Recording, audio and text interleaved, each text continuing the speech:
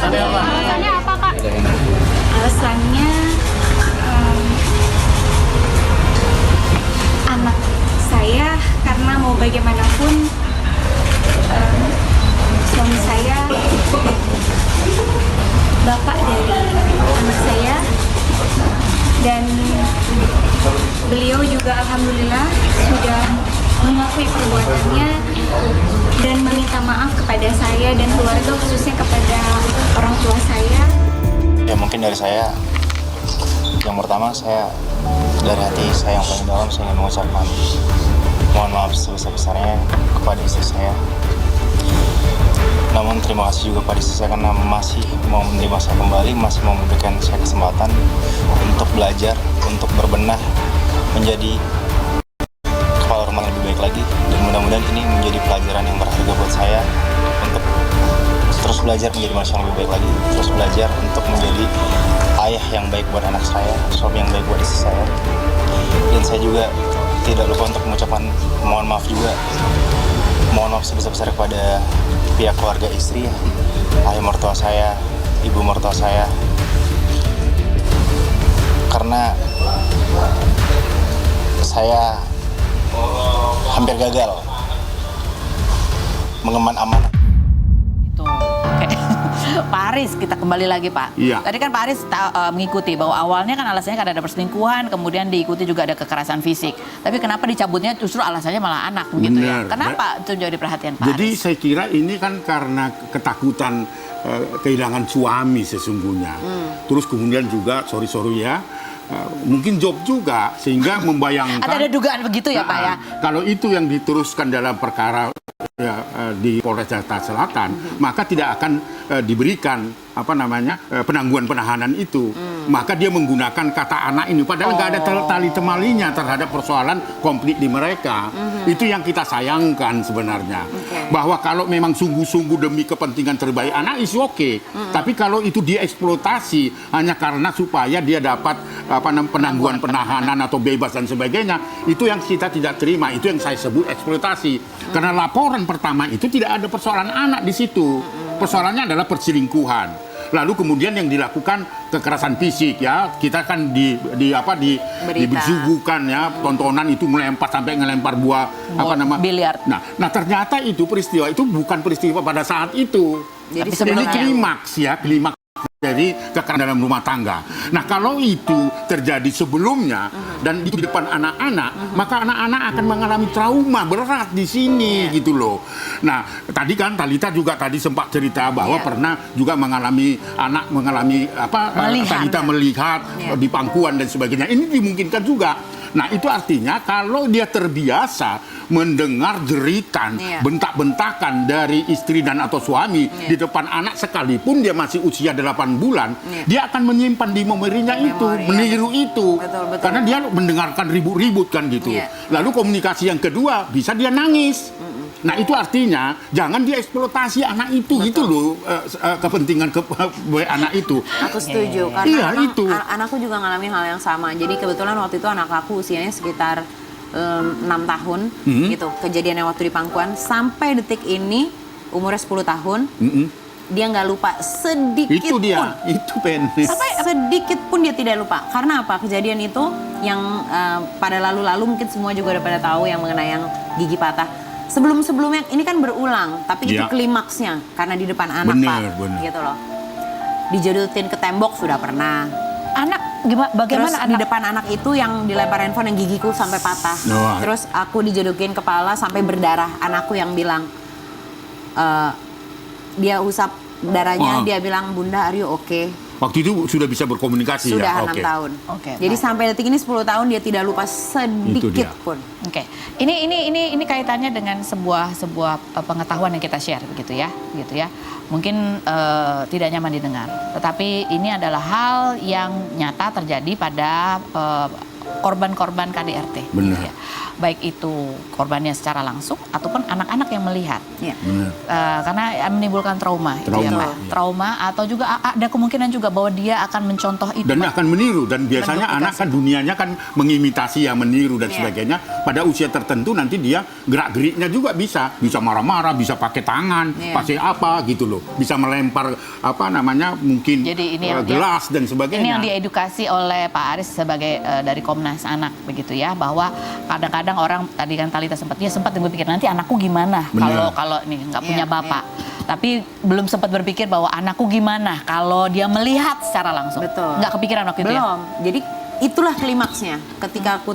Ketika aku mengalami anakku melihat, itu udah turning point pertama. Udah ngerasa oke, ini toxic. Gitu. Ketika aku tahu lagi di balik itu ada perselingkuhan, ada makin lagi itu yang kedua. Yang ketiganya adalah ketika aku sakit kanker. Jadi udah 3 turning point yang bikin aku oke, it's enough. Dan selama itu ya kamu akhirnya bisa mengambil keputusan. Ya itu pertimbangannya macam-macam gitu loh. Pertimbangan tadi itu macam-macam, dan yang aku bilang setiap orang itu mempertimbangkan suatu hal yang seperti ini itu tuh nggak segampang itu, Karus gitu. Ada kata ketika kita pengen maju nanti kita mundur lagi. Kita pengen maju kita mundur lagi. Dan akhirnya memiliki keberanian sampai set gitu ya sakit kanker. Bener. Masa aku harus menghancurkan diri aku, gimana nanti? Gitu loh. Kalau aku kenapa-kenapa nanti gimana? Gitu. Oke, kalau gitu bye. Nah, itu makanya bagaimana Lesti ya memberikan alasan demi anak gitu. Dan suaminya aja pelaku kekerasan kok. Maksud anak itu mau dipertemukan lagi kepada pelaku-pelaku seperti itu sebelum dia betul-betul steril tidak lagi melakukan itu. Loh, bagaimana kita bahwa bapaknya adalah pelaku kekerasan dan itu disinyalir gitu ya. Terjadi beberapa kali di depan anak dan sebagainya. Pak Aris berbicara begitu menggebu-gebu itu saya yakin karena ada banyak kasus serupa seperti ini, Pak. Iya, tentunya kan. Oleh karena itulah menurut saya jangan dieksploitasi anak hanya kepentingan orang dewasa. Ya, ini kan saya melihatnya seperti itu. Jujur saja gitu loh. Jadi jangan eksploitasi anak itu. Jangan dijadikan alasan. Tameng untuk mereka, apalagi untuk alasan untuk mencabut pengaduan KDRT itu. Jadi intinya seperti ini. Ini banyak orang yang salah paham gitu mengatakan eksploitasi anak tuh itu kali kalau disuruh kerja tuh anak. Bukan. Tapi ini gini. Memanfaatkan.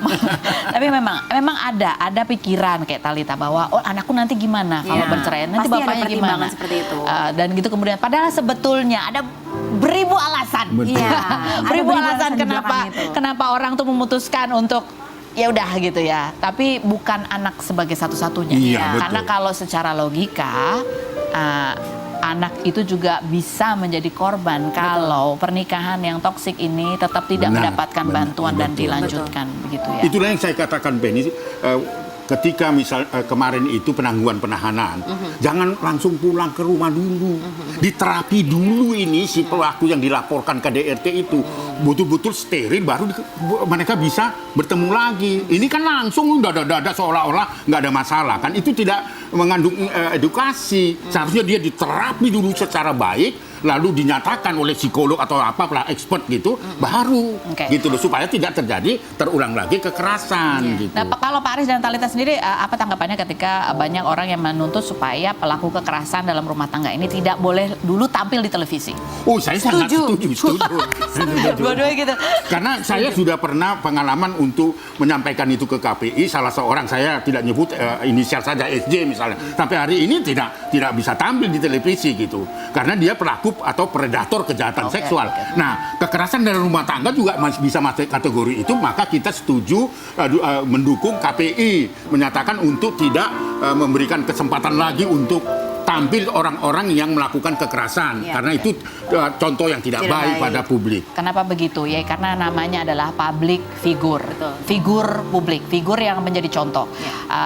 Salah satu contohnya ada pasangan-pasangan yang kemudian fansnya banyak sekali memuja, mencontoh hal-hal yang mereka tampilkan. Benar. Jadi harapannya adalah jangan sampai para fans ini juga mencontoh bahwa itu contoh yang tidak baik, atau mencari-cari bahwa hal yang salah itu kemudian dicari-cari benar benernya, Iya, gitu kan ya Pak. benar, betul. Salah is salah, benar is benar. Benar. Ataupun menganggap bahwa kasus KDRT itu bisa selesai begitu saja hanya dengan permintaan maaf, Tidak karena bisa. tidak sesederhana itu. Iya betul, saya sepakat karena itu bukan delik aduan ya, Betul. karena delik umum itu. Iya. Artinya pasal yang dikenakan tuh pasal Undang-Undang KDRT pasal 44 ayat 1. Jadi artinya setiap kali yang sudah ditetapkan sebagai tersangka di tahanan dia akan diteruskan, melanjutkan ke pengadilan. Hati-hati bahwa Ricky Bilar itu belum bebas dari tahanan karena dia masih wajib laporkan pada saat itu. Dan kemarin itu sudah dinyatakan SP3. bahwa sudah SP3 dan sebagainya.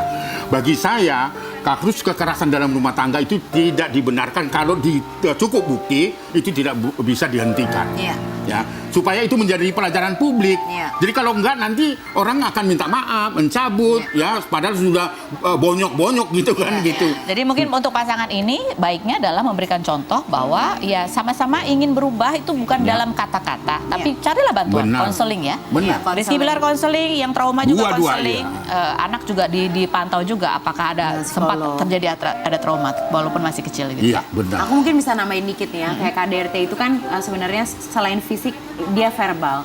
KDRT itu adalah merendahkan martabat ya. merendahkan martabat, harga diri, kekerasan, temperamental, memanfaatkan.